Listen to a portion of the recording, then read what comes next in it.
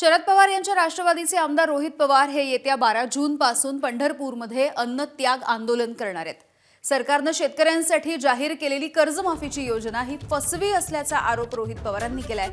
कर्जमाफीमधल्या जाचक अटी शर्तींमुळे बहुतांश शेतकरी कर्जमाफीपासून वंचित राहणार असल्याचं त्यांनी म्हटलं।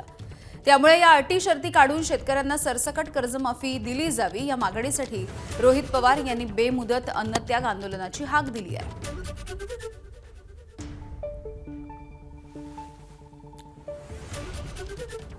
लोकांसाठी एवढी भूमिका घेतल्या ह्याला हिम्मत लागते, त्याचं मी कौतुकही करते।